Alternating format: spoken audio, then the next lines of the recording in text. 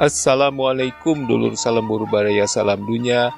Tepang deui sareng Tata dan Nabi Harja anu baris ngaduikeun dongeng Sunda judulna Eulis TV bagian ke-32 karya S. Sukandar. Mangga baraya wilujeng ngabandungan.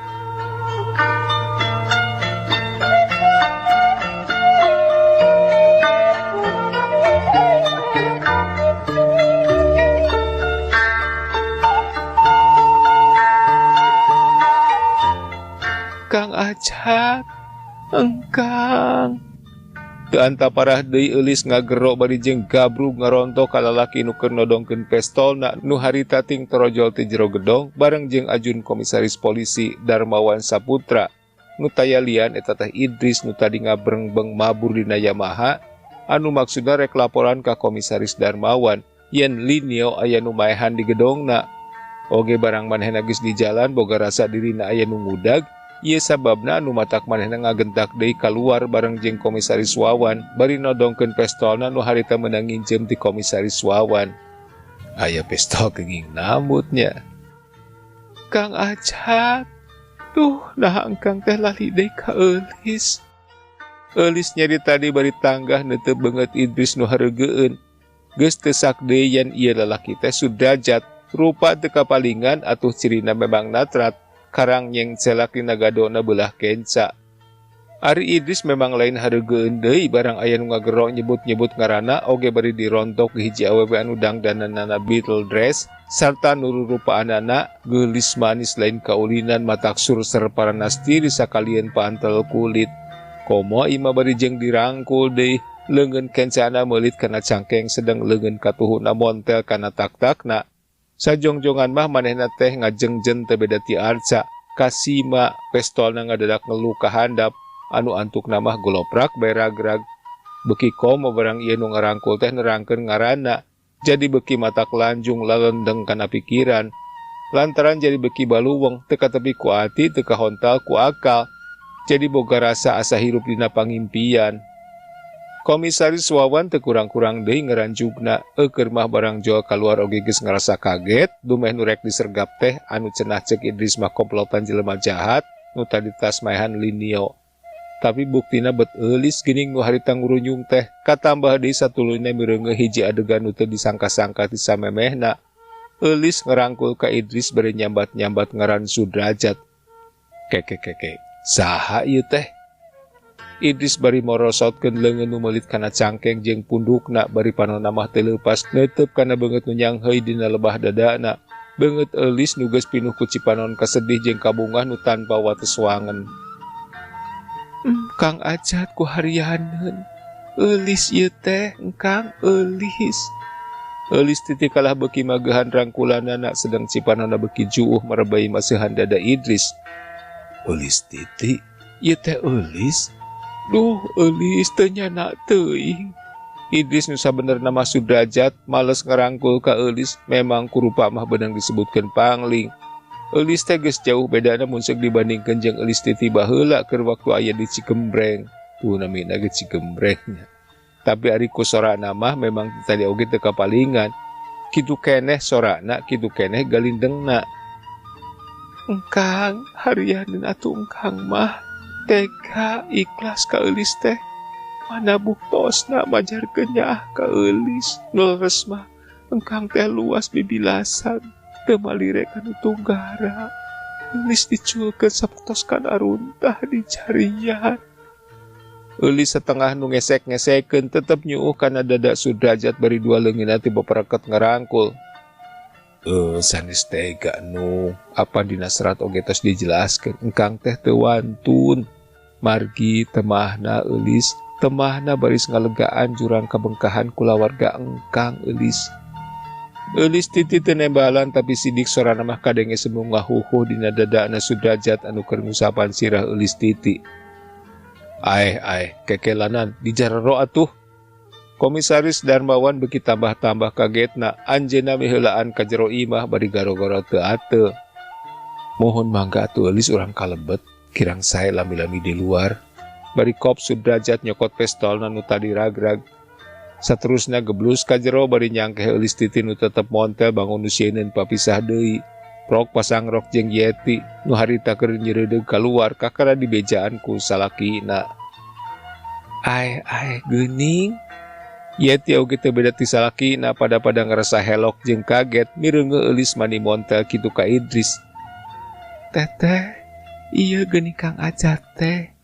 Eulis titi ngaresotkeun maneh tina sangkehan Sudrajat. Sirilik gabrug ngaronto ka Yeti nyegruk deui bae ngudalkeun cipanong dina dadana Yeti. Nu kumanehna geus dianggap lanceuk pribadi. Nuhun ya Allah, alhamdulillah geuning ari sabar mah teu burung kapendak. Ceuk Yeti bari ngusapan sirah eulis titi. Sanajan dina hatena mah Yeti tetep poekeun puguh nyangkana ka Sudrajat teh Idris pembantu salakina. Kekekelanan, kumaha ka aya Nyonya Linio teh?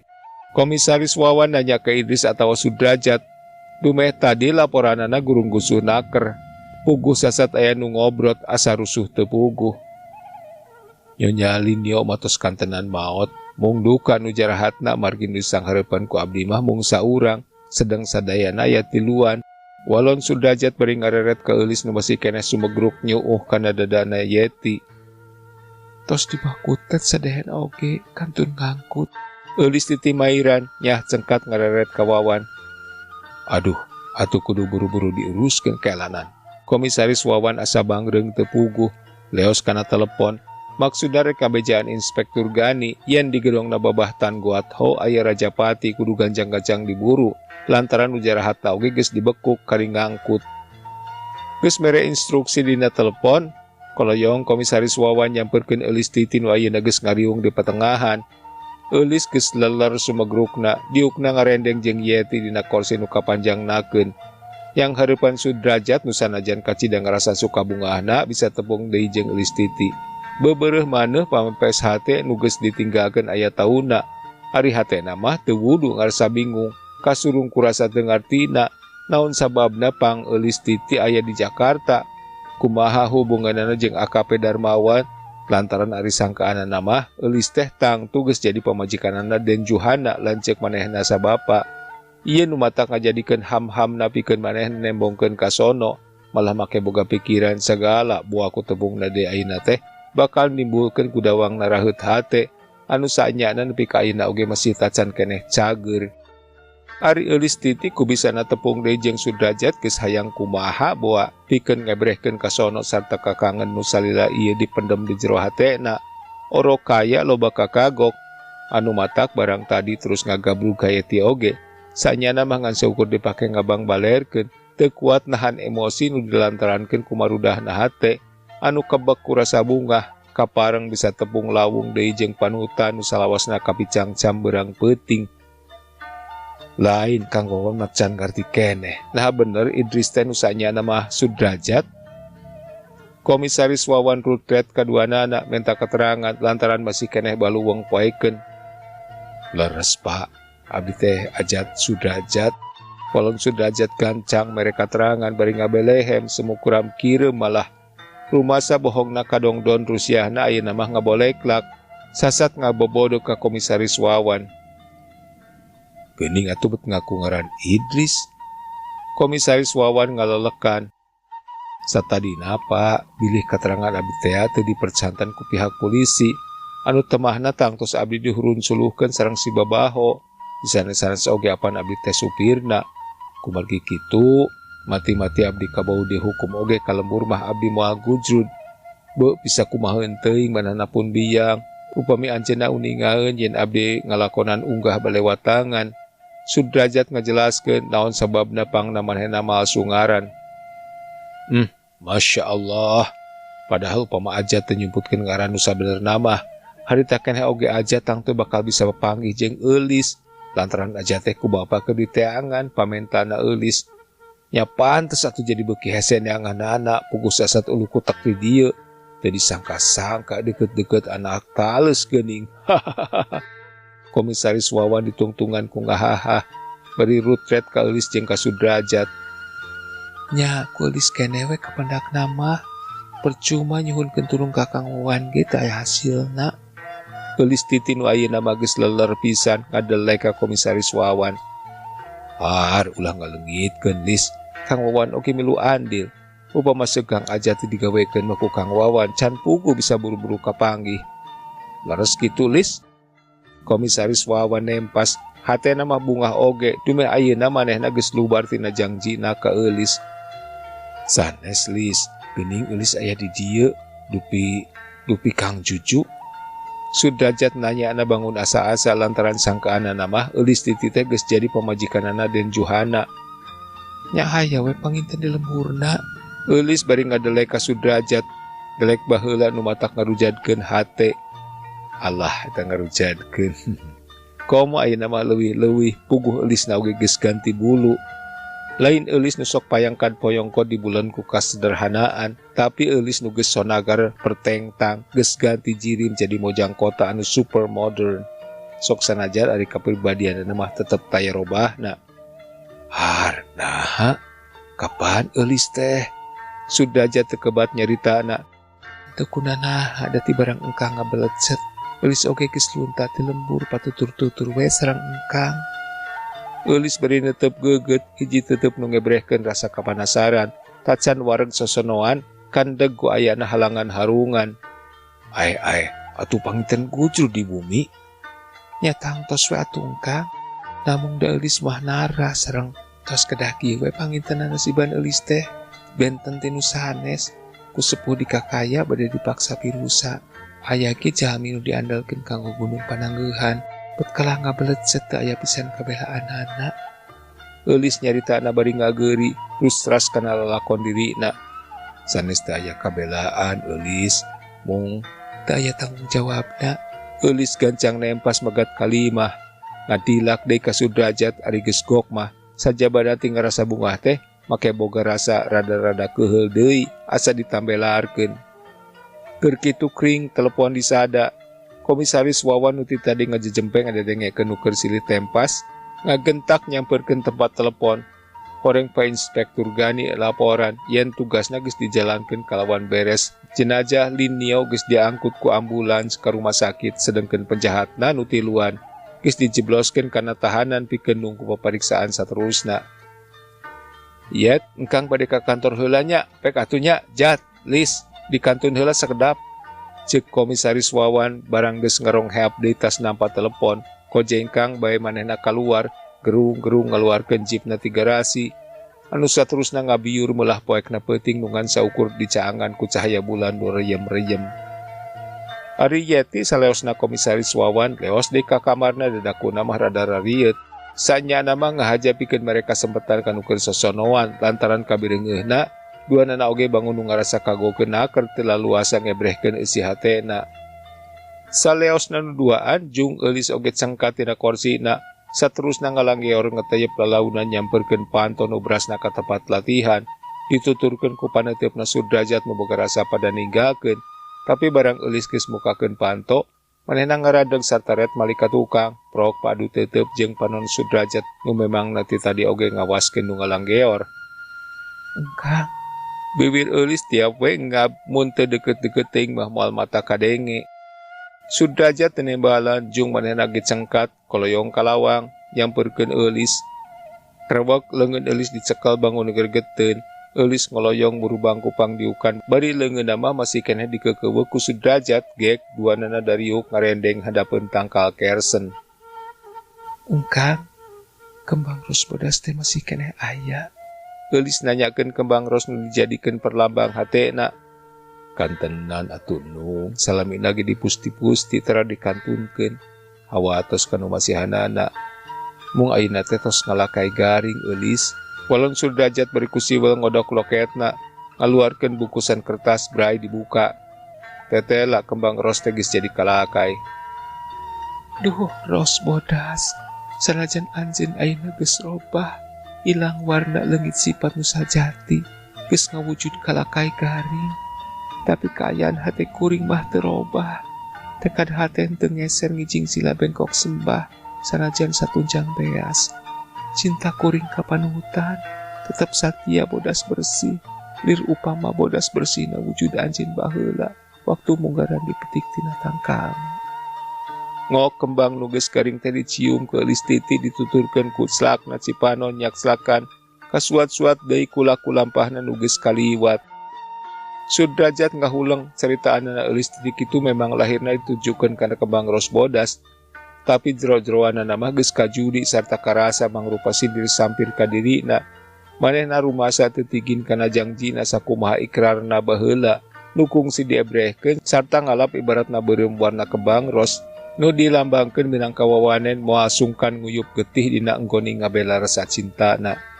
Tapi buktina manehna kalah ka ngejat ngablecet, jangjina teu ngandung eusi, kalah ka harus omong batan goong, hade omong pangolowan, paribasa lodong kosong ngelentrung, manehna teu tanggung jawab malah kalah siga nu mopohokeun. Ieu sababna nu matak Sudrajat kalah ka ngahulang meneng, bari hatena mah ting seredet ting sereset teu beda ti nu digerihan ku hinis, naik kana sirah nimbulkeun lendeng baluweng, turun kana panon jadi berat ngagarayot ku piceurikeun. Terus ngerelek turun kana suku, rasana ramoh poin leuleus antukna teu katahan deui. Selak cipanon manehanana ngabuah kawung, yang cerikan dirina pribadi anu teu tahan uji, dina seuseuhanana mah teu wani bebela, sasat lancalinci luncat mulang, udar tina tali gadang. Dupi, kembang ros nu beureum masih kana disimpen lis. Wekasan Sudrajat nanyakeun kembang nu baheula teh dipasrahkeun ke eulis titi, sorakna natrat dareuda. Kantenan engkang sanaos tos ngalakai oge ku eulis teh diampihan, sanes lebar ku garingna, mung emut kana janji nu masihanana anu parantos ngantunkeun.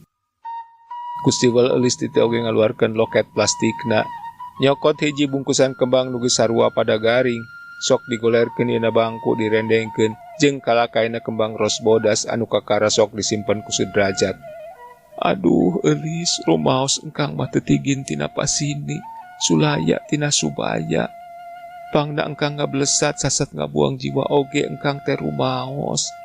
Moal tiasa ngabelaan ka eulis, abot namung duh upami kedah bengkas engkang juju nu sasat gegentosna pun bapa.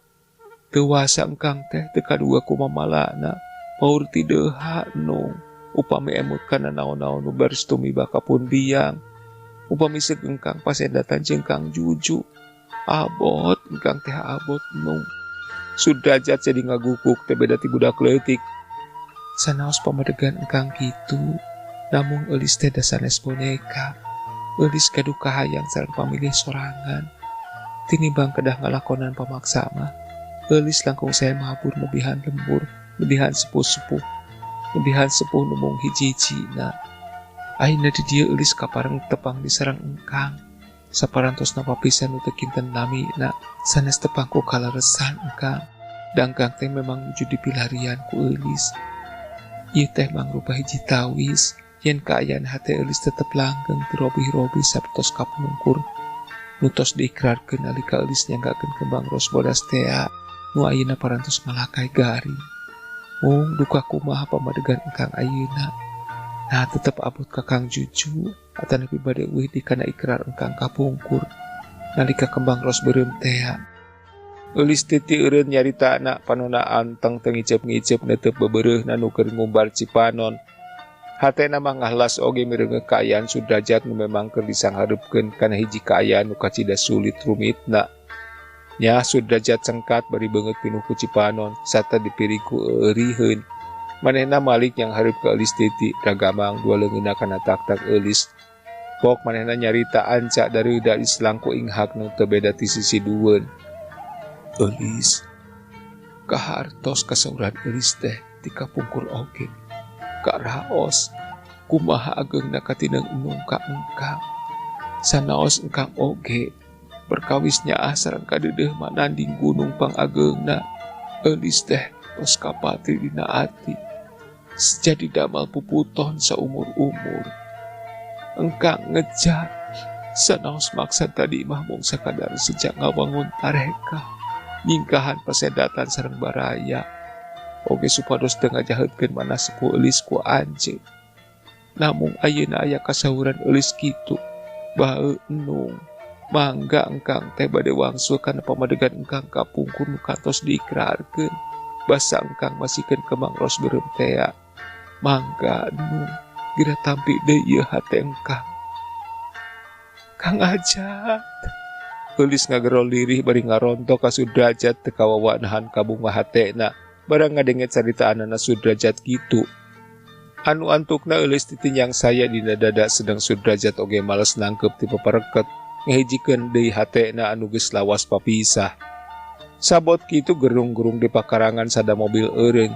Sudrajat jeung Eulis tititing korejat kagariwahkeun. Eulis gancang cengkat bari narik leungeun panutanana dereg-deg ka jero. Breh yeti geus cendeluk deui dina kursi bari nyampakeun imutna anu ngagelenyu. Kolotrak bebendul panto aya nu muihkeun ti luar. Rai panto buka. Lol Wawan dibarengan ku jelema dua anu taya lian ti kosasi jeung Neng Halimah. Patali jeung samulang nati kantor komisaris Wawan terus ka Taman Sari heula ngabejaan kosasi yen Sudrajat geus kapanggih. Lain deui Sudrajat ngagebegna barang breh mireungeun Neng Halimah teu samar deui yen ieu teh putrana Juragan Jayadi urut dununganana ti Bandung nu waktu ti heula kungsi ngebrehkeun ka tindeung hatena tapi kumanehna teu dilayanan. Tapi barang ku Eulis titi geus diterangkeun yen eta teh pamajikanana kosasi. Oge deui dijelaskeun yen kosasi teh lanceuk pituin Eulis titi. Atuh teu kira-kira Sudrajat ngarasa suka bungahna. Sanajan manehna bari balahan belehem oge ari rasko kalakuanana bareto. Waktu keur ngalaman bubujang di Juragan Jayadi, ku teu dinyana teu disangka Neng Halimah teh berjadi pamajikanana pidahuaneun. Geus kitu mah gurger sarerea ngadarongeng bari dipiri ku Sukaseuri. Sajroning ngobrol teh Sudrajat mah teu boleh cruk-cruk ngarasa heran, helok sarta kaget ku ngadenge lelakonna Eulis titi di Jakarta. Komo dina palebah Eulis keur malih warni jadi Rika. Sudrajat nepikeun deunggeulan dadana sorangan bakat tingkuhan jelu. Apan manehna teh kungsi manggihan Rika malah 2 kali pisan. Sakali basa Rika turuti nama Asda rek asup ka restoran Megaria. Atuh kadua kalina waktu manehna ditah mikeun surat teh ku Juragan Ho. Waktu Eulis kadongengkeun peta lakuna basa keur nyilidik Nyonya Linio, kabeneran deui dicaritakeun teh rek nubruk nu dagang sayur. Sudrajat mani teu sirikna ngagero lantaran kaget. Puguh manehna apa nu harita rek ditabrak teh. Eulis jeung Neng Halimah nya kitu deui pada ngarasa kaget.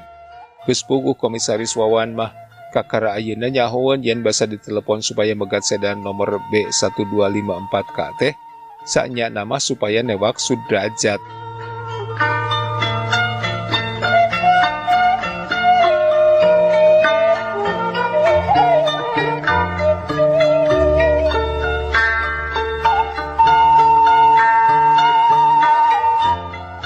Cak baraya duwi kadi heula dongeng Sunda anu judulna Eulis Titi bagian ke-32 karya S. Sukandar. Insyaallah urang baris tepang di bagian anu salajengna. Hatur nuhun kana perhatosanana, tata dan namiharja pamit, permios.